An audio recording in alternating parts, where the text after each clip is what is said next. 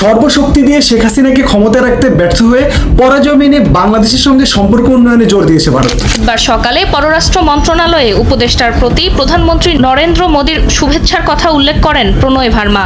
হাসিনার পতন, নতুন সরকারের আগমন, ভারত চাইছে সম্পর্ক উন্নয়ন। খালি চোখে বিষয়টি স্বাভাবিক মনে হলেও এর পেছনে রয়েছে গভীর ষড়যন্ত্র, যা ভারতের প্ল্যান বি নামে পরিচিত। তো বন্ধুরা, আজ আমরা এই ভিডিওতে জানতে চলেছি ভারতের আমাদের দ্বিতীয় স্বাধীনতার পর আর কি কি পদক্ষেপ ও ষড়যন্ত্র করতে পারে সে সম্পর্কে। তো আসুন ঘটনাটি শুরু করা যাক। বাংলাদেশ নিয়ে প্ল্যান এ ব্যর্থ হওয়ার পথে থাকায় অল্প কিছুদিনের মধ্যেই প্ল্যান বি এর দিকে অগ্রসর হবে ভারত। 2024 জানুয়ারিতে হিন্দুস্তান টাইমসের Washington DC base US correspondent Prashant ঝায়ের একটি রিপোর্টে ভারতের প্ল্যান এ এবং প্ল্যান বি এর সম্পর্কে বিস্তারিত ধারণা পাওয়া যায়। উক্ত রিপোর্ট বিবেচনায় যা বোঝা যায় তা হচ্ছে ভারতের ফরেন পলিসিতে মূলত দুটি বিষয় বিদ্যমান, একটি প্ল্যান এ, তা ফেল করলে প্ল্যান বি। প্ল্যান এ অনুযায়ী ভারত চায় তার প্রতিবেশী দেশগুলোতে ভারতীয়দের সঙ্গে সুসম্পর্ক বজায় রাখার মতো সরকার আসুক।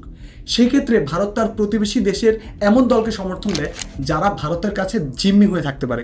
এরপর সেই দলগুলো জয় পেলে তাদের ভয় কিংবা আদর দেখিয়ে নিজেদের স্বার্থ সিদ্ধি করার চেষ্টা করে। কিন্তু এই পরিকল্পনা ব্যর্থ হয়ে ভিন্ন কোনো দল ক্ষমতায় আসলে তারা চলে আসে প্ল্যান বিতে। প্ল্যান বিতে ভারত বাণিজ্য, অর্থনীতি এবং বিনিয়োগের বিষয়টিকে সামনে এনে কাজের সম্পর্কের মাধ্যমে সম্পর্ক স্থিতিশীল রাখার চেষ্টা করার সঙ্গে সঙ্গে সুযোগের অপেক্ষা থাকে ষড়যন্ত্রের, যা চাণক্য নীতি নামে পরিচিত। চাণক্য নীতিতে বলা হয়, পরন্তু দুষ্টদের থেকে বাঁচতে সময় অনুযায়ী নুয়ে যাওয়া জানতে হবে। परंतु दुष्टों से बचने के लिए समय के साथ ढलना आना चाहिए। এখন পর্যন্ত ভারত কার্যত প্ল্যান এতে হেরে গেছে মনে করা হলেও শেষ চেষ্টা স্বরূপ শেখ হাসিনাকে কথা বলাচ্ছে, বাংলাদেশ আওয়ামী লীগকে মিছিল করাচ্ছে, আমাদের হিন্দুদের ব্যবহার করে মিথ্যা সংবাদ প্রচার করতে উঠে পড়ে লেগেছে। ভারতীয় মিডিয়ায় প্রধান কাজই হয়ে দাঁড়িয়েছে এসব প্রোপাগান্ডা ছড়িয়ে বাংলাদেশকে অস্থির করে তোলা। কিন্তু আমরা জেনে গেছি বর্তমানে বাংলাদেশের হিন্দুরাই হিন্দু মন্দিরে আগুন লাগানোর চেষ্টা করছে। আমাদের অনেক কেরাসিন নিচ্ছে, কেরাসিন নিয়ে কয়েকদিন বলে আমাদের মধ্যে কেরাসিন দিয়েছে, সিন্দি আউলা কেরাসিন এরা নিচ্ছে, অন্য তো কেউ নেয় নাই। এই নিচে কেরাসিন এই নিয়ে লাখ আউলা দুইটা কেরাসিন নিচ্ছে, এটা দুইটা কেরাসিন নিচ্ছে, দুইটা কেরাসিন নিয়ে এই মন্দির চারিপাশে দিই জফনে এই কয়েকজন মানুষের দিয়েছে দিয়ে মুসলি গেছে, এটা মিথ্যা কথা। তো আমরা তো পুরো বাড়ি চুষা না বাচ্চা আসতে আর জফন লাঠির করে উড়ে ধরছে আর কি, ঠিক আছে। এবং তো আমার আম্মু বলছিল যে গ্যাসের তেল নিয়ে আসার জন্য, তা আমি আনছি আমাদের পার্শ্ববর্তী হোসেন মেয়ের যে দোকানটা, ওই দোকান থেকে আমি আনছি।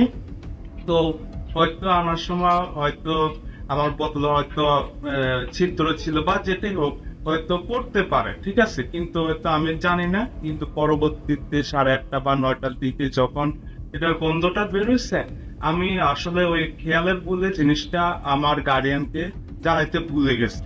তবে আমরা সবাই ভালো আছি, আমাদের কোনো অসুবিধা নেই। আমাদের পাড়া পাড়া প্রতিবেশীরা যারা আছে সবাই আমাদেরকে অনেক সহযোগিতা করে। সবাই এর মাঝে যে কোনো উপায়ে ইউনিট সরকারের ত্রুটি খুঁজে বের করার চেষ্টা করার সঙ্গে সঙ্গে শেখ হাসিনাকে দিয়ে ভারত তার মনোভাব ঘুরিয়ে দেওয়ার প্রয়াসের বিষয়টিও উড়িয়ে দেওয়া যাবে না।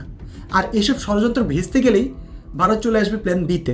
প্ল্যান বি এর মূল লক্ষ্য থাকবে বাংলাদেশ সরকারের সঙ্গে সুসম্পর্ক বজায় রেখে তলে তলে বাংলাদেশের অভ্যন্তরে তৃতীয় শক্তির উদ্যোগ ঘটানো, যে শক্তি সর্বদা বাংলাদেশের দুর্নীতি সহ নানা অসঙ্গতি নিয়ে কথা বলে দেশের মানুষের মন জুগিয়ে ফেলবে, কিন্তু লোকচক্ষুর অন্তরালে তারা ভারতের পারপাস সার্ভ করবে।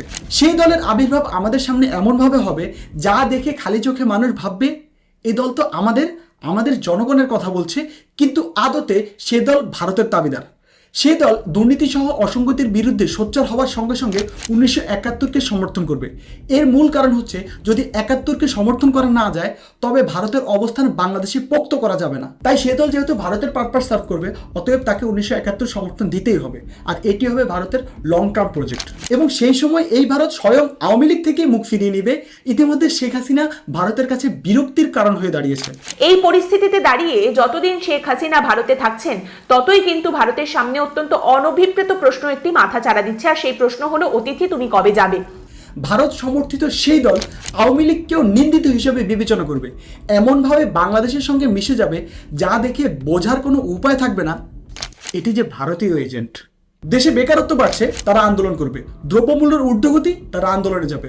মূল উদ্দেশ্য দেশের জনগণের মনে জায়গা করে ক্ষমতায় গিয়ে ভারতের সামনে নিজেকে বিকিয়ে দেয়া। এর বাইরে ইউরো এশিয়া ভিউতে গত এপ্রিলে বেণুপ্রসাদ ঘোষ ভারতের পরবর্তী পরিকল্পনা সম্পর্কে বর্ণনা দিতে গিয়ে লিখেন, বাংলাদেশের জন্য ইন্ডিয়াকে তৃতীয় পক্ষ ভেবে নেওয়া উচিত, যাদের চেতনায় অবশ্যই 1971 থাকতে হবে, সঙ্গে 1972 সালের কনস্টিটিউশন, সেকুলার এবং সংখ্যালঘুদের অধিকার নিয়ে কথা বলবে। এটি হবে ভারতের দীর্ঘমেয়াদী প্রজেক্ট। এর ফাঁকে বর্তমান সরকারের সঙ্গে সুস্থ সম্পর্ক বজায় রেখে এই সরকারের ফাঁকফোকর বের করার চেষ্টা করে বাংলাদেশে অরাজকতার সৃষ্টির সঙ্গে সঙ্গে নতুন দল গঠনেও তৎপর থাকতে হবে। এর আগে আমি সরাসরি আপনাদের বলেছিলাম শেখ হাসিনা সরকার পড়ে যাবে, সরকারই থাকছে না, এই সিদ্ধান্ত দিয়ে কি হবে?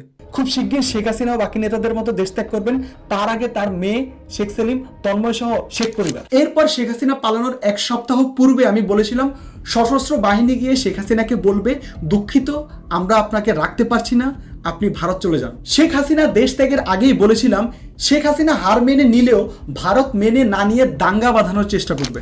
শেখ হাসিনার কিছু করার নেই দেখে এক্ষেত্রে সেফ এন্ট্রিটাই তার জন্য উত্তম সিদ্ধান্ত হবে। তবে এর আগে বাংলাদেশের অর্থনীতির 12টা বাজিয়ে দেবেন তিনি। তবে ভারত এ হার মেনে নিতে নাও পারে, যার কারণে তারা বাংলাদেশে হিন্দু মুসলিম দাঙ্গা বাঁধাবে, মসজিদে গীতা রাখবে, মন্দিরে কোরআন রাখবে, বা এমনও কিছু করতে পারে যা আমরা ধারণাও করতে পারছি না। আলহামদুলিল্লাহ আমরা সব ষড়যন্ত্র ট্যাকেল দিতে পারছি, কারণ আমাদের নিয়ত ঠিক আছে, আমরা সংঘবদ্ধ আছি, ইনশাল্লাহ আমরা আগামীতেও পারবো।